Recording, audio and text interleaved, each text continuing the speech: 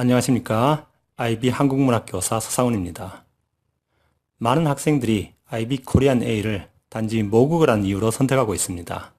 하지만 이 과목은 언어가 아닌 문학 과목이며 엄밀히 말하자면 문학을 통해 개인과 사회 사이의 관계와 소통에 대해 가르치는 과목입니다. IB 문학에서는 학생들의 창의적인 해석을 중요시합니다. 하지만 그것이 말처럼 쉬운 것은 아니죠. 그래서 이번 시간에는 제가 이문열 씨 원작의 중편 소설인 우리들의 일그러진 영웅을 재해석해 보겠습니다. 우리는 지금까지 이 소설을 독재에 대해 비판한 작품으로 배워왔습니다. 하지만 그렇게 보기에는 어딘지 석연치 않은 장면들이 많았는데 저는 이 작품을 독재에 대한 찬양이라는 관점에서 설명해 보겠습니다. 이 소설은 1987년의 6월 항쟁이 있고 약 1개월이 지나서 한 문학 잡지를 통해 발표되었습니다. 그리고 이문열 씨가 여러 인터뷰에서 밝힌 바와 같이 주인공인 엄석대는 전두환을 상징합니다. 그래서 저는 이 작품을 6월 항쟁과 연관지어 해석해 보았습니다. 먼저 화자로서 소설을 이끌어가는 한병태라는 인물이 있습니다. 저는 이 인물을 엘리트 의식으로 가득 찬 관심병자로 해석해 보았습니다. 그는 서울에서 온 우등생인 자신이 시골의 아이들과는 차원이 다른 존재라고 생각합니다. 그래서 자신의 성적과 그림 실력, 그리고 아버지의 직업과 재산을 내세워서 아이들을 지배하려고 합니다. 하지만 반 아이들의 관심은 온통 다른 아이에게 쏠려 있습니다. 그가 바로 반의 급장인 엄석대입니다. 한병태가 관심병자의 비열하고 계산적인 인물이라면 엄석대는 한마디로 초인이라고 할 수 있습니다. 처음 등장하는 그는 카리스마 있고 침착하고 성실하고 책임감과 포용력이 넘치는 인물로 보입니다. 그리고 그의 장점들은 다름 아닌 한병태의 입을 통해서 하나씩 드러나게 됩니다. 급장인 엄석대는 사사건건 한병태에게 명령을 하며 그를 지배하려 합니다. 하지만 한병태에게 그것은 비합리적인 일입니다. 초라한 시골 급장 따위가 서울에서 온 엘리트인 자신을 지배하다니요. 그는 당연히 자신이 이 반을 지배해야 한다고 생각합니다. 이렇게 반의 지배권을 두고 두 인물 사이에 갈등이 발생합니다. 그런데 여기서 한 가지 기억해야 할 것은 이 소설의 화자가 40대의 한병태라는 점입니다. 그렇다면 여기서 화자가 30년 전의 한병태와 엄석대를 평가하면서 어떤 표현들을 사용하고 있는지 잠시 살펴보도록 하겠습니다. 여기서 중요한 인물들을 이렇게 연결해 보면 작품에 대한 이해가 한층 쉬울 듯 합니다. 그런데 한 가지 주목할 것은 첫 만남에서 한병태를 향한 엄석대의 태도입니다. 엄석대는 우쭐대고 싶어하는 한병태의 욕망을 한눈에 간파합니다. 그래서 아이들 앞에서 마음껏 자랑을 할 수 있도록 기회를 줍니다. 즉, 엄석대는 자기 왕국의 새로운 시민이 된 한병태를 포용하려는 모습을 보여줍니다. 하지만 이런 엄석대의 행동에서 오히려 한병태는 모멸감을 느끼고 적대시합니다. 그날 저녁 한병태와 아버지의 대화에서 아버지는 엄석대의 엄청난 잠재력을 꿰뚫어보고 감탄합니다. 나중에는 어머니 역시 비슷한 평가를 내리지요. 또한 한병태의 질문에 아버지는 네가 엄석대를 물리치고 급장이 되어 보라고 말합니다. 이건 아버지가 한병태의 질문을 잘못 이해해서가 아니라 오히려 권력을 차지하고 싶은 그의 욕망을 정확하게 이해했기 때문입니다. 전학온 첫날의 상황을 정리해보면 아마도 작가는 6월 항쟁을 이렇게 평가하고 있는 것 같습니다. 즉, 6월 항쟁은 군사 독재에 지친 시민들이 민주화를 열망해서 일으킨 것이 아니라 전두환의 권력을 탐내는 비겁한 지식인들이 아무것도 모르는 시민들을 선동해서 일어난 것이라고요. 그렇다면 왜 그동안 이 작품을 독재 비판으로만 해석해왔던 것일까요? 거기엔 한병태의 역할이 큽니다. 한병태가 독재자인 엄석대와 갈등을 일으키고 있기 때문입니다. 하지만 조금 전에 봤다시피 화자인 40대의 한병태는 과거의 자신을 비판하고 독재자인 엄석대를 옹호하는 입장에 있습니다. 이렇게 생각해보죠. 제가 김치를 홍보하는 이야기를 만들려고 합니다. 다음의 4가지 이야기들 중에서 어떤 이야기가 김치를 홍보하는 데 가장 적합하겠습니까? 아마 대부분의 사람들이 이야기 D를 고를 겁니다. 이 소설에서 한병태의 역할이 바로 이렇습니다. 처음에는 엄석대에게 저항하지만 나중에는 열렬히 옹호하게 됩니다. 이렇듯 관점을 바꿔보면 한병태라는 화자는 오히려 엄석대를 더욱 극적으로 찬양하기 위한 장치일 수도 있습니다. 그래서 한병태는 오히려 석대를 관찰하면서 더 자주 확인하게 되는 것은 5학년 담임선생이 그를 신임하지 않을 수 없는 까닭들이었다로 시작해서 엄석대에 대한 찬양을 쏟아냅니다. 엄석대에 대한 찬양이 다름 아닌 한병태를 통해 전달되기 때문에 더욱 신뢰를 얻게 됩니다. 그리고 한병태의 이런 관찰은 후반부에서는 그가 홀로 엄석대의 편에 서게 되는 근거가 됩니다. 다시 한번 6월 항쟁과 연결시켜 본다면 작가는 전두환을 한국을 개발도상국 중에서 가장 강하고 풍요롭고 깨끗하고 안전한 나라로 만든 인물 정도로 그리고 있습니다. 반대로 6월 항쟁에 참여한 지식인들은 전두환의 권력을 탐내는 비겁한 사람들 정도로 그리고 있습니다. 여기서 이런 가정을 한번 해보죠. 만약 한병태의 언급처럼 오로지 엄석대의 능력 때문에 이 반이 전교 최고가 되었다면 과연 반 아이들은 한병태가 엄석대를 쫓아내기를 원할까요? 도대체 한병태는 무엇 때문에 반을 개혁하려고 하는 걸까요? 이렇게 한병태는 점점 민폐 캐릭터로 변해가고 반 아이들의 따돌림을 받습니다. 기회를 노리던 한병태는 윤병조의 라이터를 핑계삼아 엄석대를 담임선생님에게 고발합니다. 하지만 반 아이들은 한병태의 기대를 저버리고 엄석대의 편에 섭니다. 심지어 5학년 담임선생님이 보호를 해주겠다고 아무리 말해도 엄석대를 고발하지 않습니다. 왜냐하면 그들은 권력의 교체를 원하지 않기 때문입니다. 한병태가 급장이 된다면 반은 여전히 전교 최고일 수 있을까요? 이렇게 한병태가 자꾸 선을 넘어 반의 질서를 깨트리자 그동안 방관만 하던 엄석대도 태도를 바꾸어 적극적으로 한병태를 괴롭히기 시작합니다. 이처럼 엄석대는 한병태를 포용하려고 하지만 상황이 심각해지자 최후의 수단으로 폭력을 씁니다. 그러다가 한병태가 항복하자마자 다시 따뜻하게 대해줍니다. 한병태는 아이들이 엄석대의 지배 아래서 고통스러워하고 있고 누군가가 나서서 그들을 해방시켜 주기를 간절히 바라고 있다고 생각합니다. 하지만 아이들은 한병태에겐 반을 이끌 능력이 없다는 사실을 잘 알고 있습니다. 그래서 엄석대가 계속 급장을 하고 반도 전교 1등을 계속 유지하기를 바라고 있습니다. 그래서 한병태가 모처럼 개혁의 기회를 제공했음에도 불구하고 일치 단결해서 개혁을 좌절시킨 것입니다. 담임은 계속 말썽만 피우는 한병태를 부릅니다. 그리고는 엄석대는 가장 똑똑하고 통솔력 있는 급장이며 이 반 아이들같이 수준이 낮은 아이들에겐 그와 같은 지배자가 필요한 것이 현실이라며 이제 그만 그의 장점도 인정하라고 충고를 합니다. 저는 여기서 담임선생님의 대사에 이 작품의 주제가 담겨 있다고 생각합니다. 이제 엄석대와 반 아이들은 분란만 일으키는 한병태를 응징하기 시작합니다.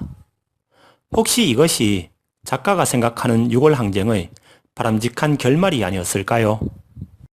하지만 한병태는 여전히 지금의 실패가 어리석고 비겁한 다수 때문이라며 자신의 책임을 조금도 인정하지 않습니다. 오히려 자신의 문제를 해결해 달라고 부모님까지 동원하는 치졸함의 극치를 보여줍니다. 그런데 한병태가 엄석대를 공격할 때 온갖 비열한 방법을 다 동원했던 것과 달리 엄석대는 어디까지나 합법적인 범위 안에서만 한병태를 공격합니다. 심지어는 그와 잠시 이야기를 나눈 한병태의 엄마마저도 아들인 한병태의 말보다 엄석대의 말을 더욱 믿게 됩니다. 도대체 엄석대의 능력의 끝은 어디일까요? 하지만 마침내 길고 긴 싸움도 끝나고 한병태에게 항복의 기회가 찾아옵니다. 엄석대에게 찍혀 혼자 유리창을 닫고 있던 한병태의 앞에 축구를 마치고 멱을 감고 온 엄석대가 석양을 등진 채 나타납니다. 이 장면을 한번 상상해 보시기 바랍니다. 채 마르지 못한 물방울들이 햇빛을 반사해서 엄석대는 빛에 둘러싸이게 됩니다. 그런 엄석대의 모습에서 한병태는 종교적인 감동을 받게 되고 마침내 자신의 미숙함을 깨닫고는 항복을 선언하게 됩니다. 그러자 엄석대는 미소 띈 얼굴로 한병태에게 다가와 그를 용서해 줍니다. 결국 엄석대가 한병태에게 사용한 폭력은 그를 포용하기 위한 일색인 수단으로 볼 수 있습니다. 그리고는 폭포 같은 은혜를 한병태에게 베풀어 그를 감격시킵니다. 이제 엄석대의 비호를 받게 된 한병태는 그가 내려두는 특혜 앞에서 달콤함의 극치를 맛봅니다. 한병태는 이것을 엄석대의 은총이라고 표현합니다. 아마도 이것이 작가가 기대한 유골항쟁의 결말이 아니었을까요? 정리해보면 선의를 가진 초인적인 독재자, 그 독재자에게 충성하고 그 대가로 특혜를 받는 지식인, 독재자를 믿고 따르는 시민들. 그런데 현실에서는 정반대의 결과가 벌어집니다. 6.29 선언으로 전두환이 시민들에게 항복을 선언한 것입니다. 이제 이야기의 후반부로 넘어가 보겠습니다. 후반부가 시작되면서 한병태는 성적 조작이라는 엄석대의 엄청난 비밀을 발견하게 됩니다. 그는 다시 한번 고자질의 유혹을 느끼지만 이내 단념합니다. 왜냐하면 자신이 지금 누리는 권력이 서울에 있을 때보다 크기 때문입니다. 게다가 엄석대가 그렇게 다른 우등생들의 발목을 잡아주면 자신의 등수에도 유리하기 때문입니다. 그렇다면 소설의 시작 부분에서 한병태는 정말로 반의 민주화를 위해서 엄석대에게 도전했던 것일까요? 그리고 마침내 6학년 담임선생님이 등장합니다. 6학년 담임의 부임은 첫 장면의 한병태의 전학의 반복입니다. 즉 서울에서 한 명의 엘리트가 전학을 옵니다. 그는 반을 지배하는 엄석대의 존재를 발견하고는 분노합니다. 그리고 엄석대에게 도전합니다. 작가는 어쩌면 전두환의 지배가 계속되기를 바랬던 것은 아닐까요? 하지만 현실에서는 정반대의 일이 일어납니다. 그리고 작가는 6학년 담임을 통해 6월 항쟁의 결과는 외부의 더 강한 권력의 개입 때문이라고 설명합니다. 즉 시민들의 힘으로 얻은 것이 아니라는 것이지요. 그렇다면 이 6학년 담임은 어떤 인물일까요? 그는 한병태의 어른 버전입니다. 자신이 담임으로 부임했는데 아이들은 엄석대에게만 관심을 가집니다. 그래서 그는 투표 결과에 분노하면서 엄석대를 쫓아낼 기회를 엿봅니다. 전반부에서 한병태가 그랬듯이 말이죠. 그런데 6학년 담임과 한병태 사이에는 결정적인 차이점이 있습니다.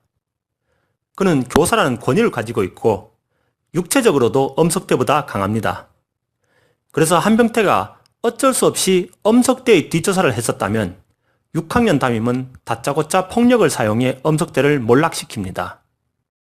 그는 급장 선거에서 엄석대가 압도적인 표로 당선되자 엄석대와 반 아이들을 노려보며 화를 냅니다. 그는 왜 이 결과에 화가 났을까요? 그리고는 선거를 다시 하라고 일방적으로 명령합니다. 이건 과연 민주적인 결정인가요? 그가 원하는 선거의 결과는 도대체 어떤 것일까요? 엄석대를 견제하던 담임은 마침내 그의 컨닝 사실을 발견합니다.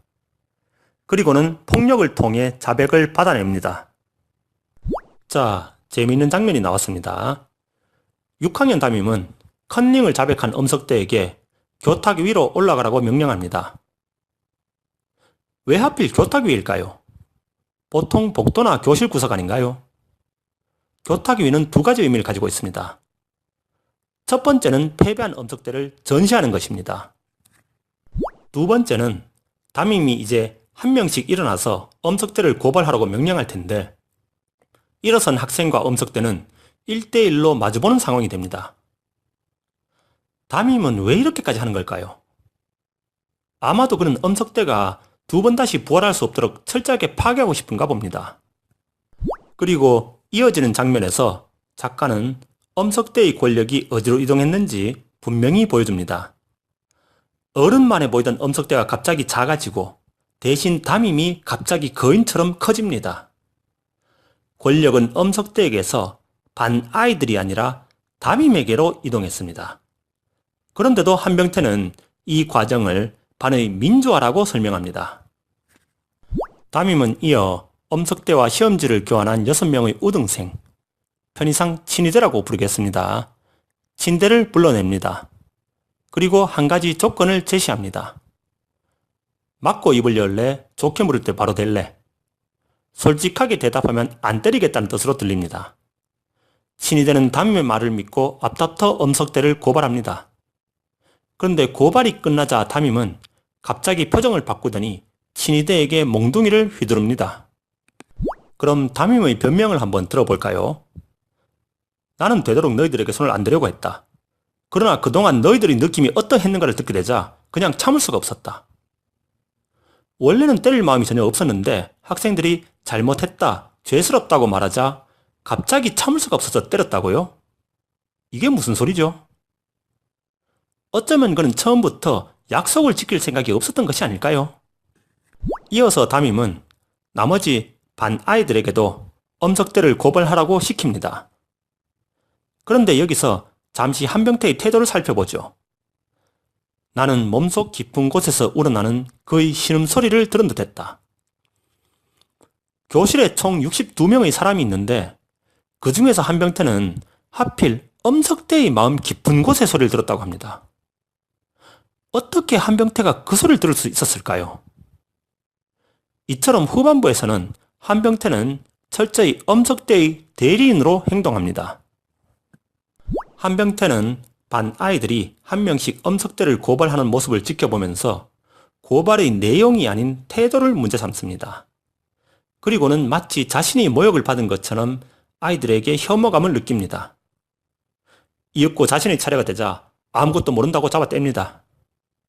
이렇게 한때 유일하게 엄석대에게 도전했던 지식인이 이제는 유일하게 그의 편에 서서 시민들과 맞서 싸웁니다. 작가는 왜 하필 그에게 화자의 역할을 맡겼을까요?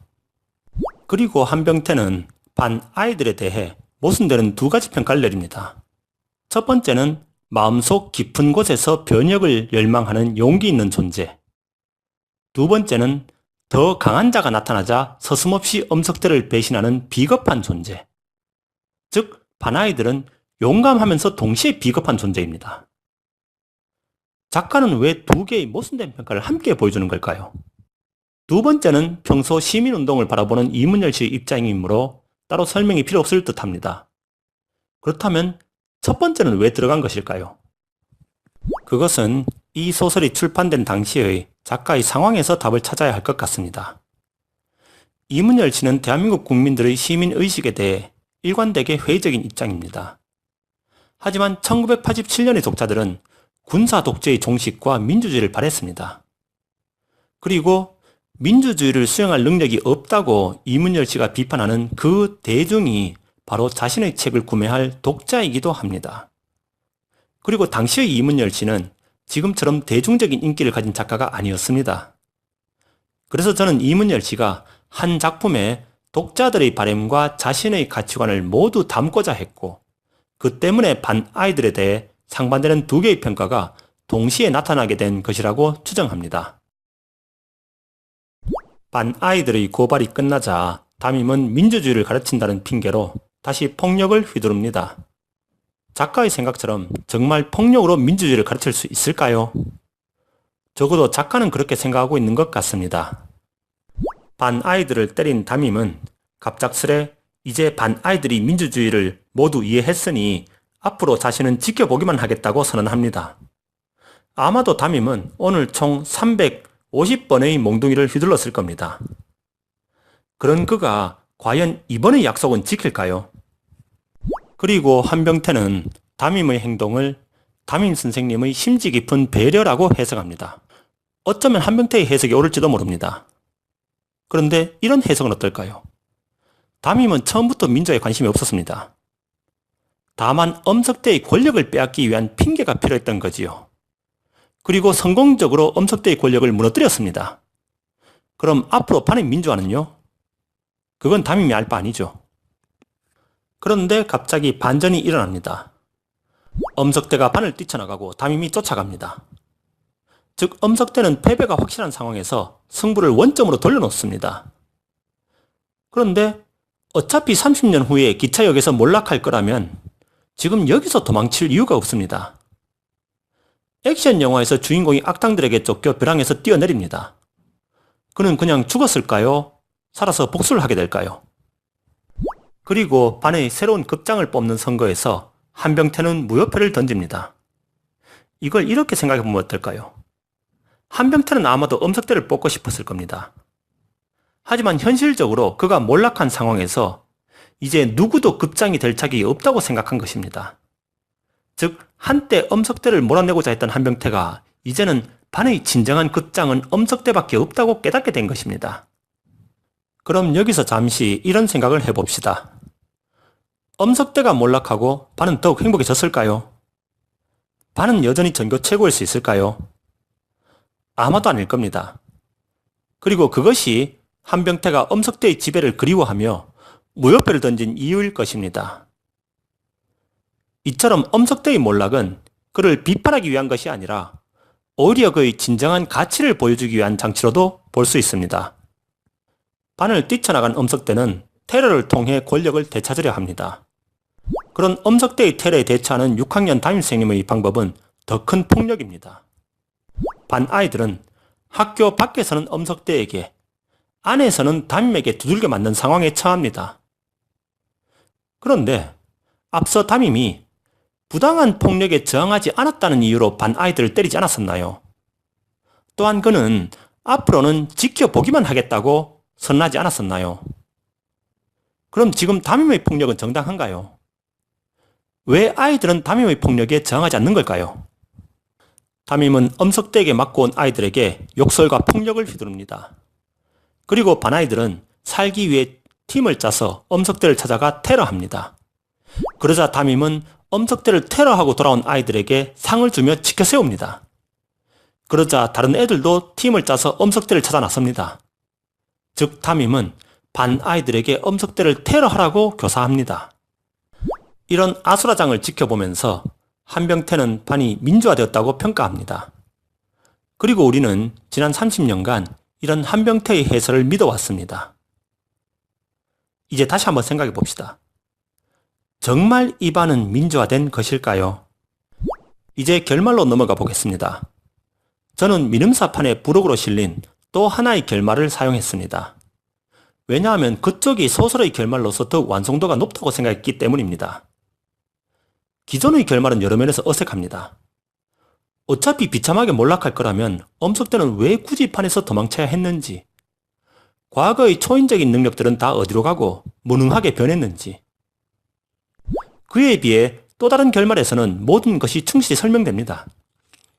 한병태의 아버지의 평가도 유효하고 한병태의 무효표도 중요한 의미를 가집니다. 또 하나의 결말의 내용은 이렇습니다. 엄석대는 어둠 속에서 세상을 주무르는 존재로 화려하게 부활하여 한병태의 앞에 다시 나타납니다. 그리고 그를 통해 한병태의 좌절되었던 꿈도 실현됩니다. 그럼 작가는 왜 기존의 결말을 사용한 것일까요? 이렇게 생각해보죠. 만약 또 하나의 결말로 끝을 맺었더라면 과연 이 작품이 지금과 같이 독재를 비판하는 작품으로 평가받을 수 있었을까요? 저는 과연 6학년 담임선생님은 선한가라는 간단한 하나의 질문에서 시작했었습니다. 그리고 이 의문을 풀기 위해 이 작품의 발표 시기인 6월 항쟁과 연결시켜 해석해 봤습니다. 그러자 6학년 담임선생님은 악일 수도 있다는 결론에 도달했습니다. 그리고 이제야 비로소 우리들의 일그러진 영웅이라는 수박의 속사를 조금이나마 핥게 된 것 같습니다. 제가 지난 9년간 국제학교에서 문학교사로 일하면서 느낀 점은 한국의 문학교육이 너무 경직되어 있다는 것입니다. 지금까지 설명한 바와 같이 한 편의 소설도 정반대의 다양한 해석들이 나올 수 있습니다. 그리고 그런 다양한 해석들이 문학을 더욱 풍성하게 만드는 역할을 하는 게 아닐까 생각합니다. 지금까지 저희 부족한 해석을 들어주셔서 감사합니다.